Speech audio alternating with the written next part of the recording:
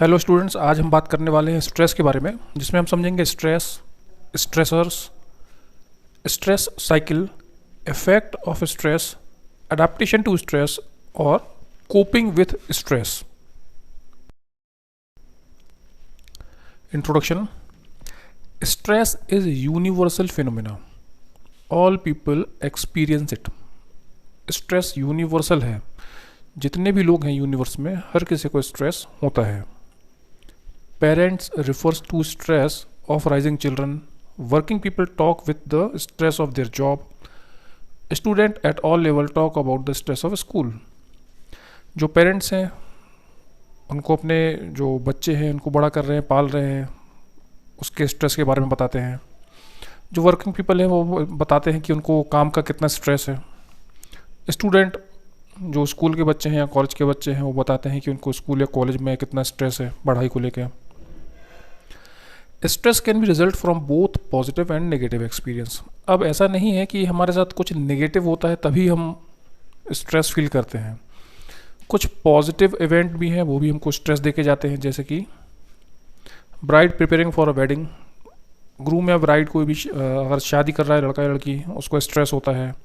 Graduate preparing to start new job या business, कोई graduate है उसने अपना न्यू जॉब स्टार्ट किया है या कुछ न्यू बिजनेस डाला है, उसको स्ट्रेस होगा ही।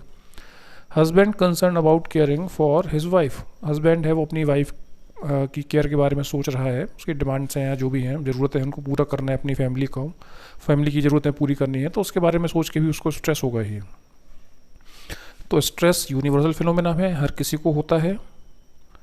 स्ट्रेस पॉजिटिव और नेगेटिव इवेंट हमारी लाइफ में कुछ भी होते हैं, उन दोनों से हमको स्ट्रेस मिल सकता है या मिलता है। स्ट्रेस इज स्टेट, स्ट्रेस एक अवस्था है या स्थिति है produced by a change in the environment.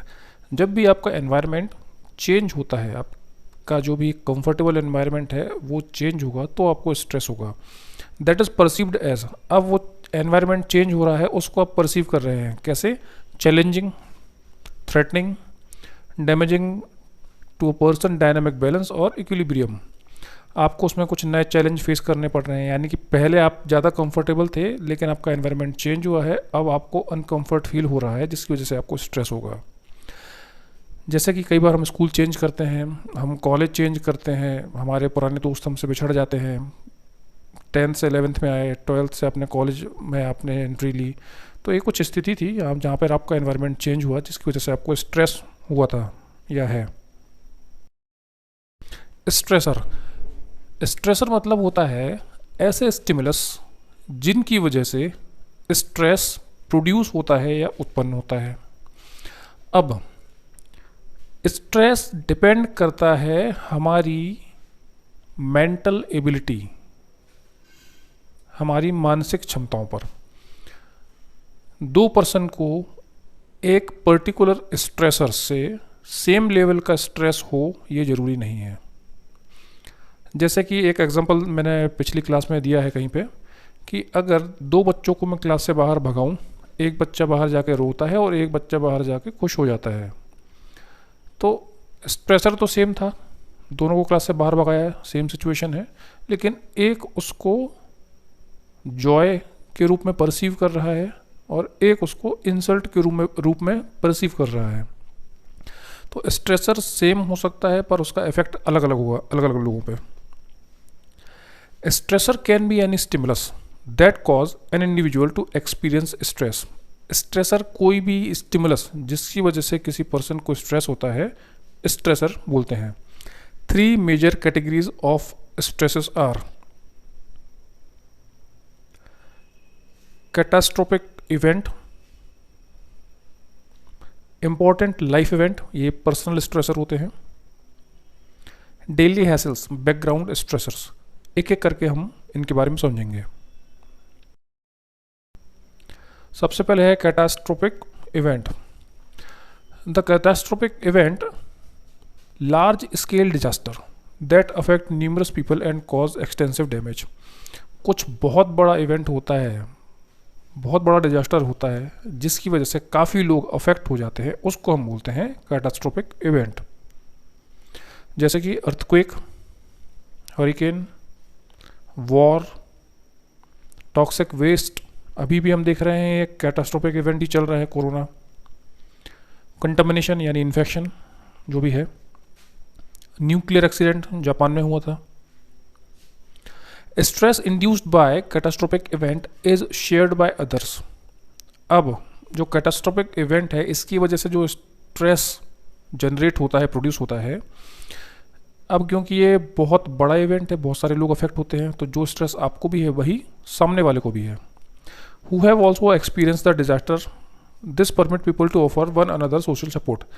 अब क्योंकि ये काफ़ी लोगों को अफेक्ट कर रहा है और सेम एक्सपीरियंस हर किसी को वहाँ पर जो भी अफेक्टेड है उन लोगों को हो रहा है, जिसकी वजह से आपको सोशल सपोर्ट मिलता है, एक दूसरे का सहयोग मिलता है, क्योंकि वो भी वही फील कर रहे हैं जो आप कर रहे हैं। इम्पॉर्टेंट लाइफ इवेंट सेकंड है, सेकंड स्ट्रेसर है। Major life event such as death of family member, loss of job, diagnosis of life threatening disease, parent or relative in family getting very sick, breaking up with a close friend, starting a new school, moving to a new home or new city, starting a new job, brother or sisters getting married। कुछ event हैं हमारी life में, जैसे कि family member की death हो जाना, नौकरी चली जाना, कोई लाइफ थ्रेटनिंग इलनेस यानी ऐसी इलनेस जिससे आपकी जान जाने का खतरा है, लाइक कैंसर, वो डायग्नोस हो गया किसी को, आपको या आपके परिवार में किसी को। पेरेंट और relative family in family getting very sick, parents या कोई रिलेटिव है आपकी फैमिली में, उन बहुत बीमार हो चुके हैं। Breaking up with a close friend, आपका जो क्लोज फ्रेंड है उनके साथ आपका ब्रेकअप हो गया है।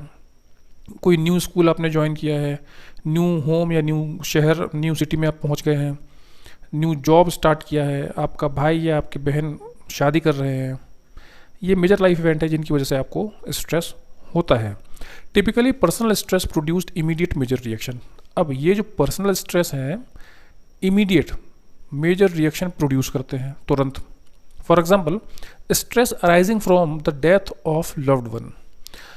अगर आपका कोई परिचित है जिसको आप बहुत चाहते हैं, उसकी डेथ हो जाती है, उसकी वजह से आपको स्ट्रेस होगा।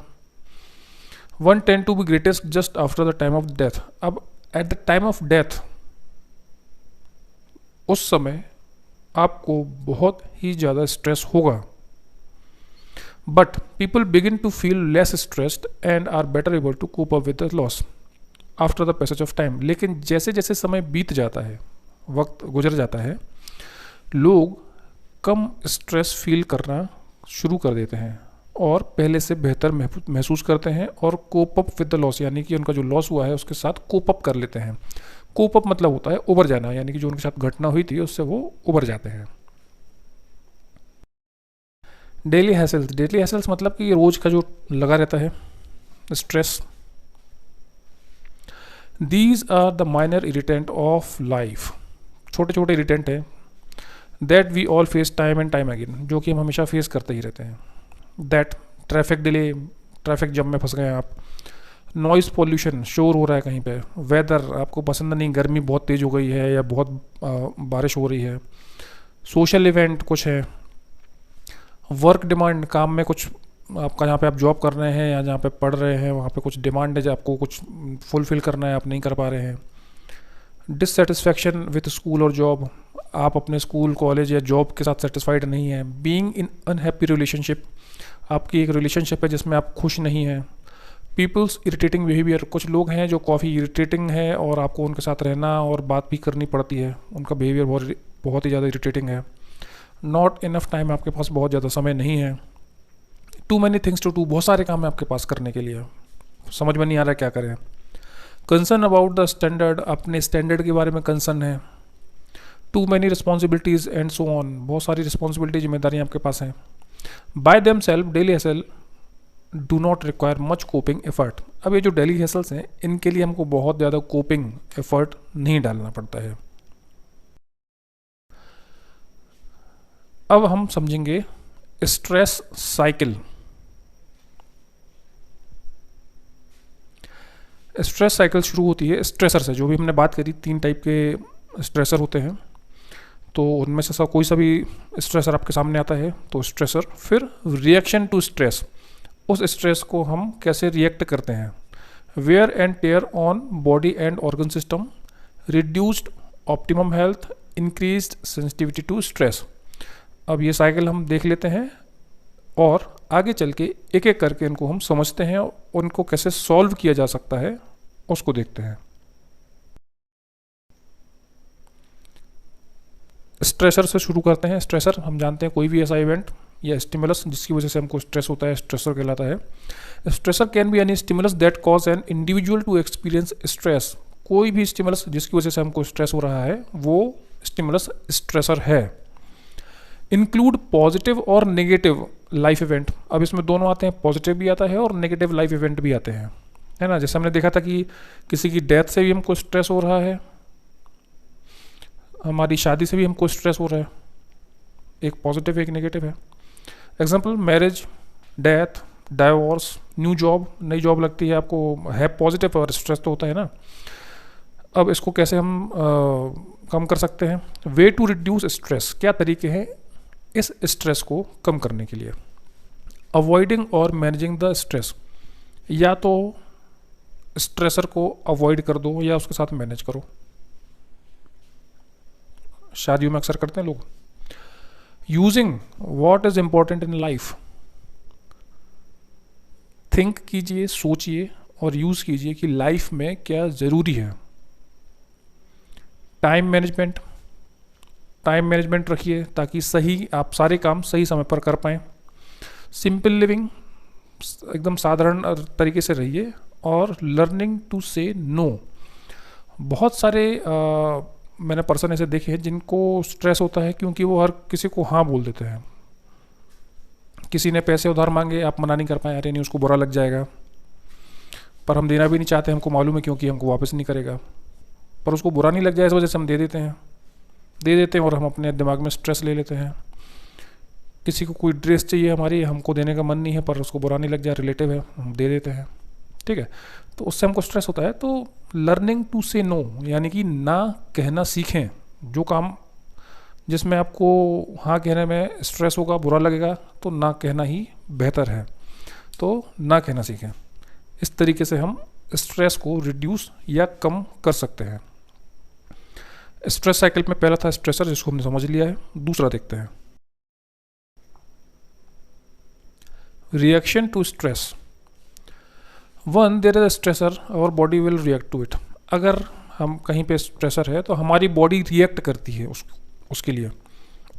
Reaction to stress related to perception of the stress. अब रिएक्शन किस तरीके से करेंगे ये डिपेंड करता है या रिलेटेड है परसेप्शन ऑफ द स्ट्रेस। फिर से भाई एग्जांपल याद करो, स्कूल वाला या क्लास वाला, दो बच्चों को बाहर भगाया कि दोनों ने अलग अलग तरीके से उस स्ट्रेसर को परसीव किया, क्योंकि एक खुश है एक दुखी है ना। तो स्ट्रेस स्टिमुलस को हम किस तरीके से परसीव करते हैं, रिएक्शन टू स्ट्रेस डिपेंड करेगा उसके ऊपर। When a person feel stressed from the stressor, कोई पर्सन स्ट्रेस्ड फील कर रहा है किसी स्ट्रेसर की वजह से, the body begins to release chemicals to comfort the stressor. तो हमारी जो बॉडी है वो कुछ केमिकल्स रिलीज करती है ताकि हम उस स्ट्रेसर के लिए कंफर्ट फील करें। Reducing the reaction to stress, अब इसको कैसे रिड्यूस किया जा सकता है?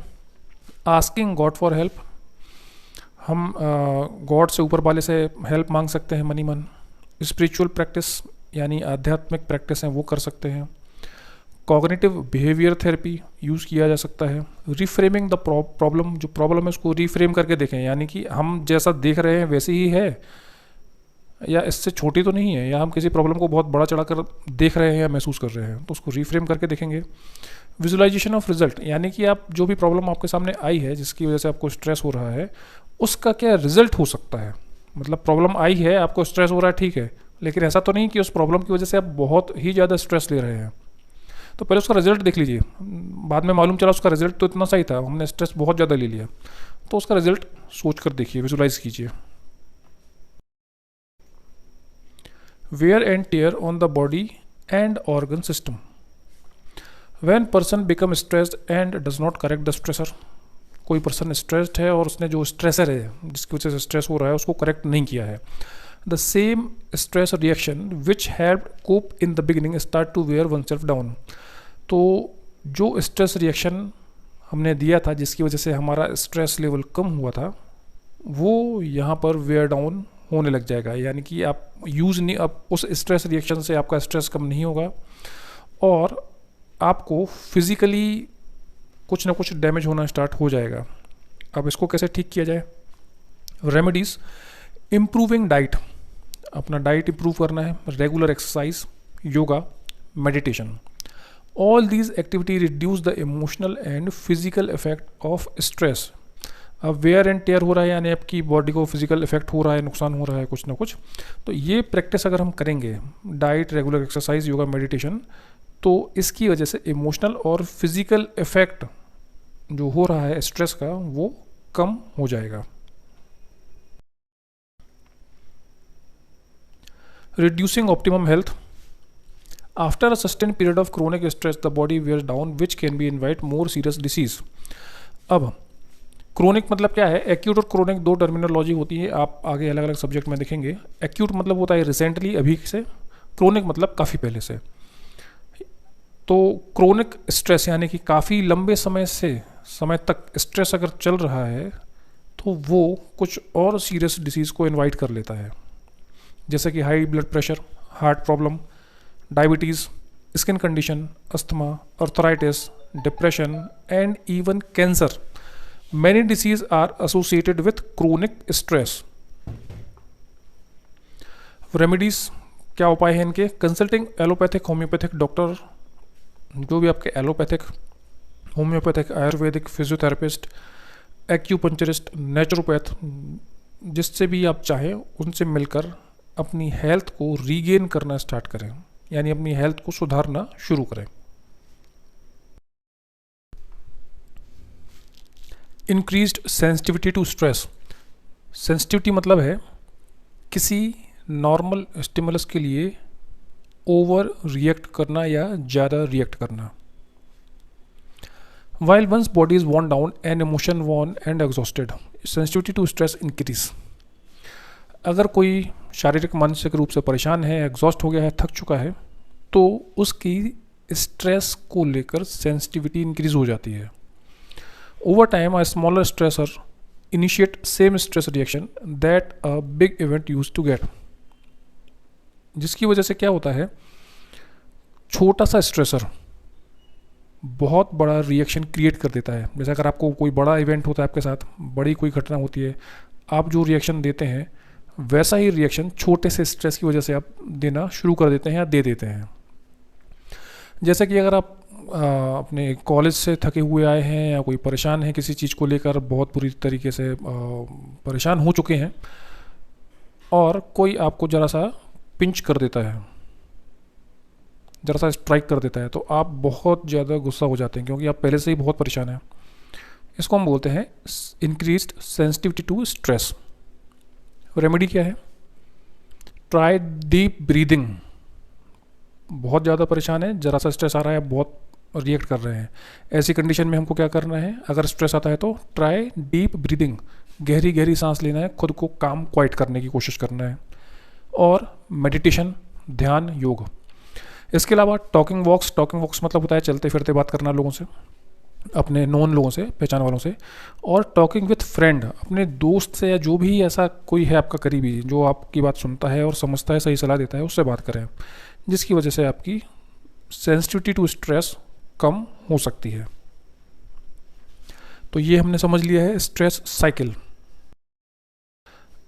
अब हम देखेंगे इफेक्ट ऑफ स्ट्रेस। स्ट्रेस के क्या क्या इफेक्ट होते हैं? Stress is not only harmful in fact. अब अभी तक हम सब नेगेटिव चीज़ें ही दिख रहे हैं स्ट्रेस के बारे में, लेकिन स्ट्रेस हमेशा हार्मफुल नहीं होता है। In fact, it is recognized that low level of stress can anyone help for better performance। यानी कि लो लेवल स्ट्रेस, कम लेवल का स्ट्रेस अगर आपको होता है या रहता है तो आपका परफॉर्मेंस काफ़ी अच्छा होता है, इम्प्रूव होता है। For example, a student can prepare well for examination only if he or she has some stress. Time table आता है, आपको स्ट्रेस होता है तभी आप पढ़ाई करते हैं, तभी आपके अच्छे नंबर आते हैं, है ना। लो लेवल स्ट्रेस आपको होता है। However excessive level of stress are undoubtedly harmful. बहुत ज़्यादा आपको स्ट्रेस है तो वो हार्मफुल ही होता है। हम यहाँ पर इफेक्ट ऑफ स्ट्रेस समझने वाले हैं अब। People under stress may not engage in positive health related behaviour and this may lead to illness. आप अगर स्ट्रेस्ड हैं, परेशान हैं, तो आप जो भी पॉजिटिव हेल्थ रिलेटेड बिहेवियर कर रहे थे वो आप नहीं करेंगे, जिसकी वजह से इलनेस यानी बीमारी होने की संभावना बढ़ जाती है। When we are stressed, we may less likely to engage in healthy behavior। जब भी हम स्ट्रेस्ड होते हैं तो हम हेल्दी बिहेवियर में इंगेज होना नहीं चाहते हैं या नहीं होते हैं। फॉर एग्जाम्पल, जैसे कि स्टूडेंट टेकिंग एग्जाम्स, माना कि आपका एग्ज़ाम चल रहा है, तो आपका रूटीन क्या हो जाएगा?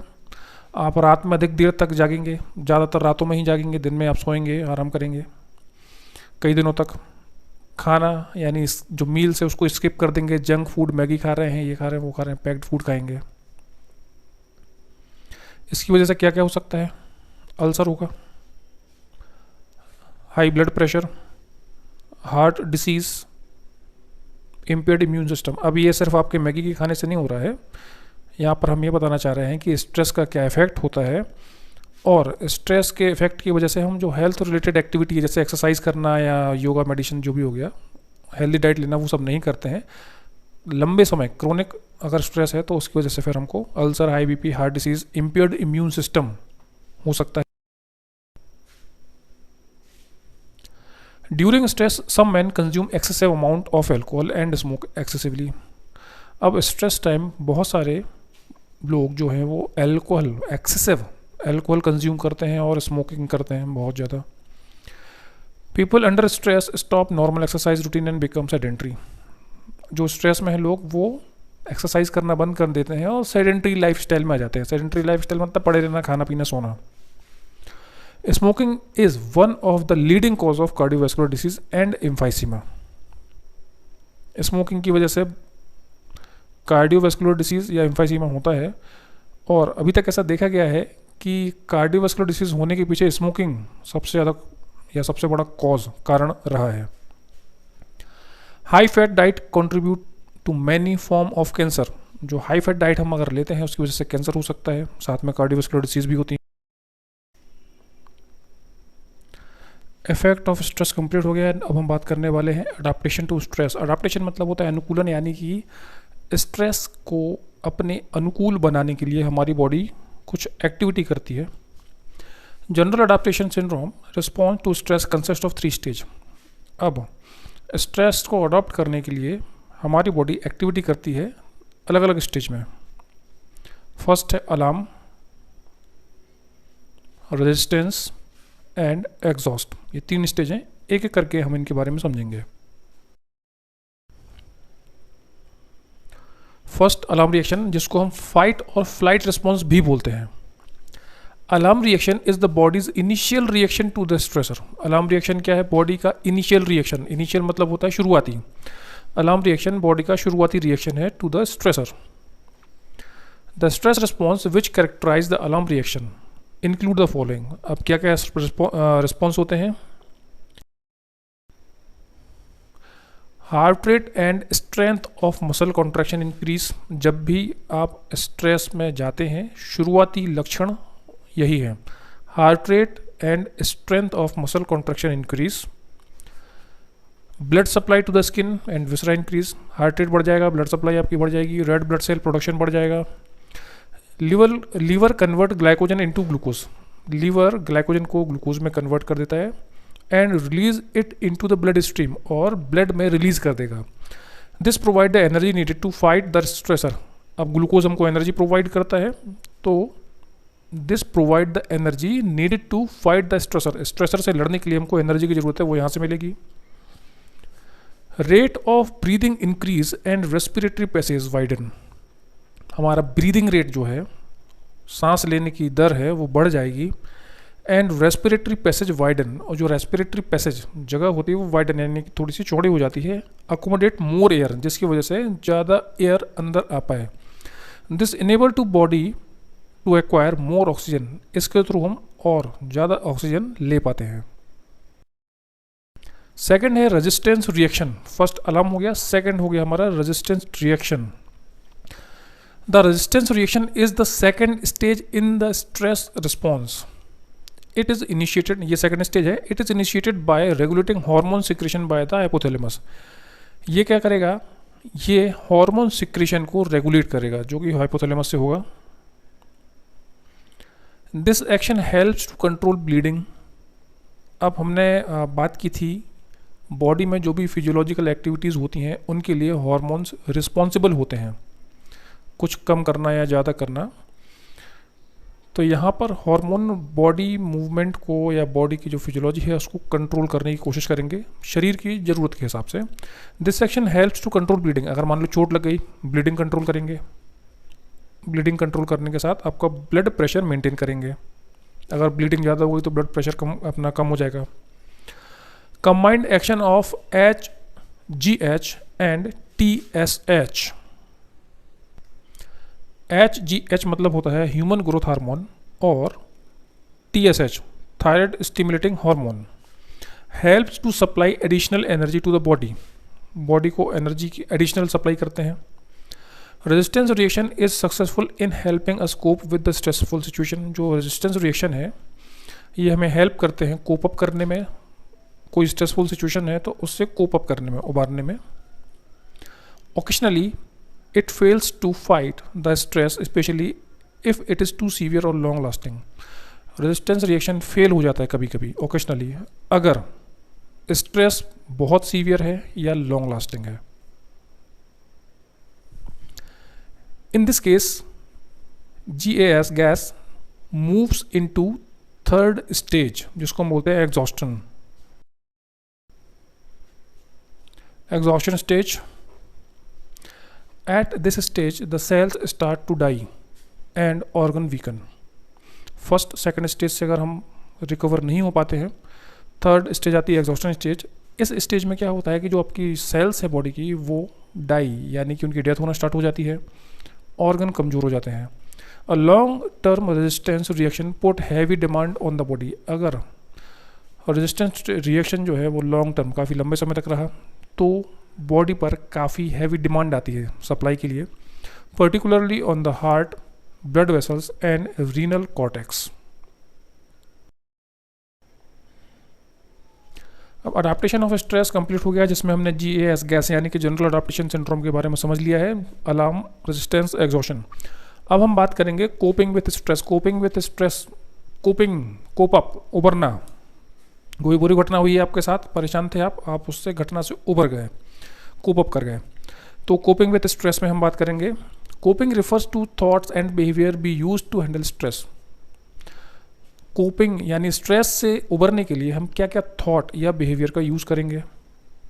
Coping include effort to control. Coping में इंक्लूड होते हैं एफर्ट टू कंट्रोल और रिड्यूस और learn to tolerate the threat. जो भी स्ट्रेस की वजह से थ्रेट आया है, खतरा आया है, उसको कैसे कंट्रोल किया जाए, कम किया जाए, या उसको कैसे टॉलरेट यानी कि सहन किया जाए।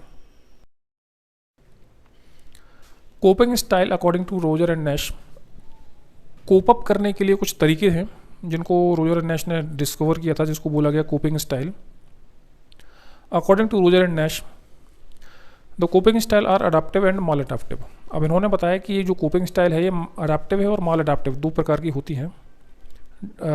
डिपेंड करता है या डिफ़र करता है पर्सन टू पर्सन, अलग अलग पर्सन में अलग अलग तरीके होते हैं।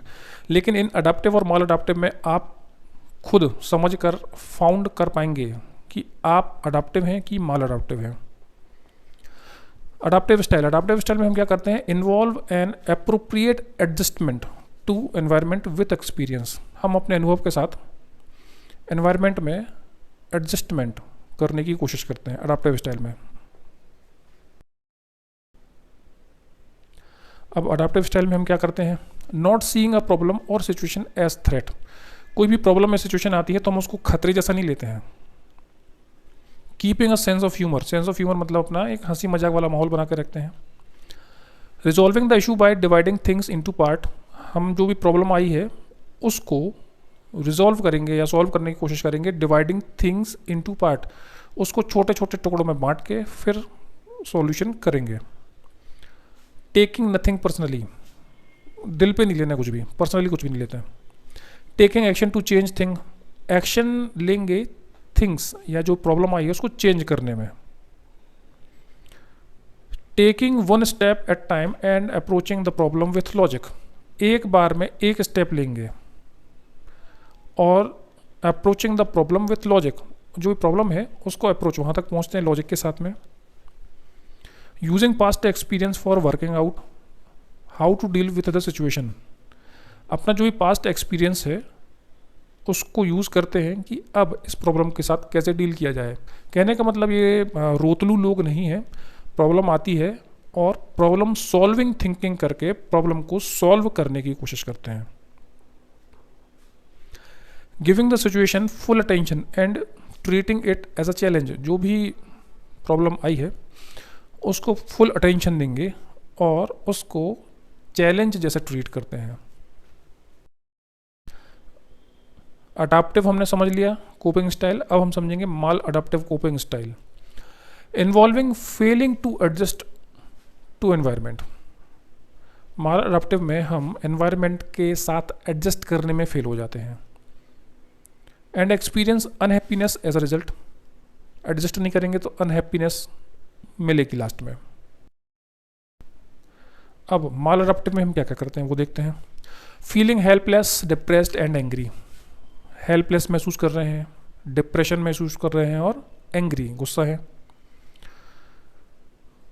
Showing frustration on other people, दूसरे लोगों पे फ्रस्ट्रेशन निकाल रहे हैं। Preparing for the worst possible outcome and seeking sympathy from others, अपने